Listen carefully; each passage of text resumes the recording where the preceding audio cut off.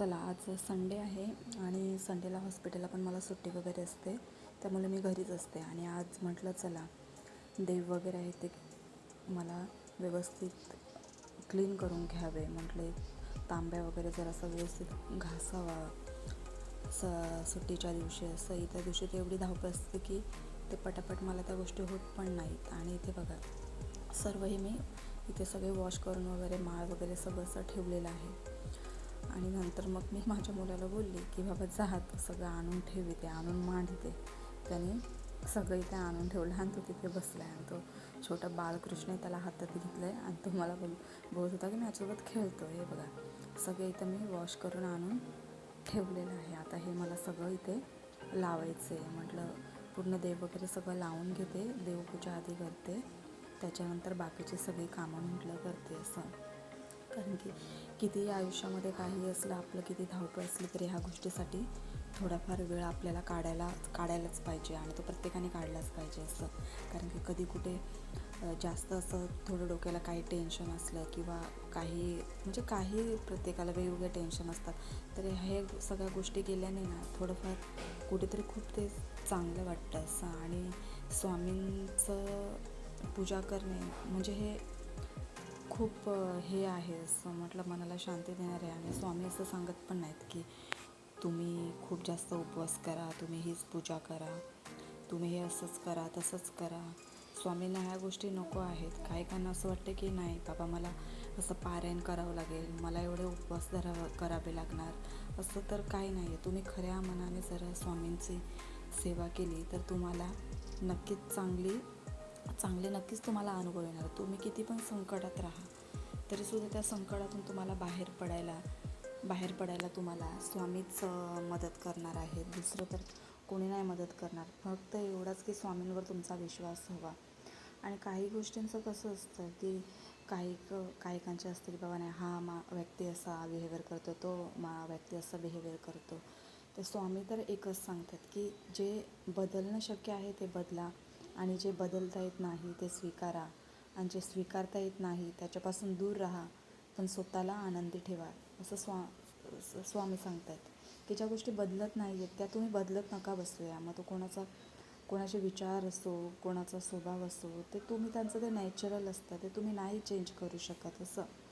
आणि कितीही केलं तरी कर्म हे कर्म असतात. तुम्ही तुमचे चांगले कर्म करत राहा आणि म्हणजे व्यवस्थित तुम्ही बिहेवियर करा. तुम्ही किती समोरच्यासोबत लबाडी केली, किती काहीही केलं तरी त्या गोष्टी कशा असतात, त्या गोष्टी तुम्हाला स्वतःला असतं की नाही बाबा मी ह्याच्याशी लबाडी करणार, मी माझा स्वभाव असा नाही, मी ह्याला असं दाखवणार की मी खूप चांगला आहे, खूप हे आहे.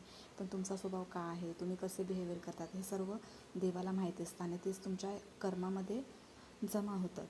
म्हणजे ते बोलतात ना की चंदनाच्या झाडाला विषारी सापाने विळखा घातला म्हणून चंदनाचा सुगंध कधीच कमी होत नाहीत.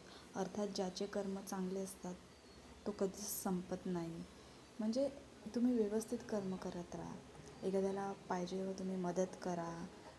शक्य होईल ते कोणाचे मन असं दुखावलं जाणार नाही. पण आता तुम्ही असं तो प्रत्येकाला असं वाटेल की कधी आपण एखाद्याशी खूप चांगलं वागायचा प्रयत्न करतो आहे, पण समोरची व्यक्ती तितकं आपल्याला रिस्पॉन्स देणारच नाही. कधी असं पण होतं की आपलं जास्त चांगलं वागणं हेच आपला कधीतरी घात करू शकतो असं. कारण की प्रत्येकाचा एक नॅचरल स्वभाव असतो, आपण तो नाही बदलू शकत. की आपण कितीही चांगलं त्या समोरच्या व्यक्तीचं बिहेवियर करा, पण तो त्याच्यानेच वागणार. ते बोलतात ना की परिस्थिती ही सगळ्यात मोठा गुरु आहे. कारण जगायचं कसं आणि कोणाशी कसं वागायचं हे परिस्थितीशिवाय दुसरं कोणीच नाही शिकू शकत आहेत बस. आणि मला तरी ह्या सगळ्या गोष्टींमध्येच खूप चांगलं वाटते की तुम्ही स्वामींचं नाम जप करा बस, दुसरं काही नका. आता माझं पूजा झालेली आहे, नाश्ता तर मी बनवलेलाच नव्हता आणि आज संडे असल्यामुळे मला सुट्टी पण आहे. थोडंसं आज लेट उठली, म्हटलं जाऊ लेट उठून बाकीचं लेटपर्यंत आवरलं तरी काय हरकत नाही आहे. मग आता इथे माझं खूप सारं आवरायचं आहे. शिरा मी ठेवला एक साईडला आणि हा छोटं बोलतो आहे की मला ब्रेडच हवे. त्याला बोलली की तू मला फ्रीजमधून काढून दे. त्याचा हात नाही पण मग थोडेसे करपवलेले आहेत कारण की त्याला कडक पाहिजे होते. नाश्ता वगैरे झाला. आता हे मी खूप दिवसापूर्वीच्या कपड्याचं असं गाठोडं बांधून ठेवलेलं की हे संडेच्या दिवशी मी काढणार. कारण की हे लोक काय करतात दिवसभर मी घरात नसते. धुतलेले कपडे, बिना धुतलेले कपडे हे लोकांचं सगळं एकच असतं, हे लोकं टाकून ठेवतात. मग इथे म्हटलं आधी मी आता कपडे धुवून घेते व्यवस्थित, पाण्यातून वगैरे काढते आहे.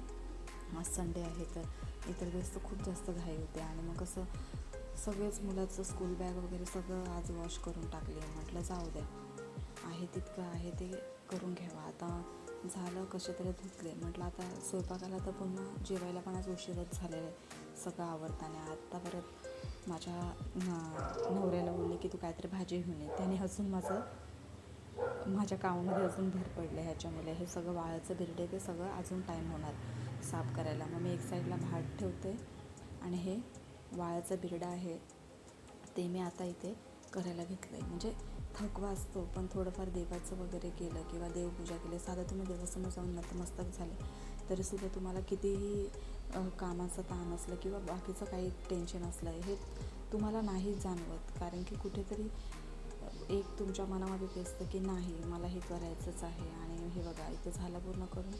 आता मी भाजी वगैरे ह्याचंच करणार आहे.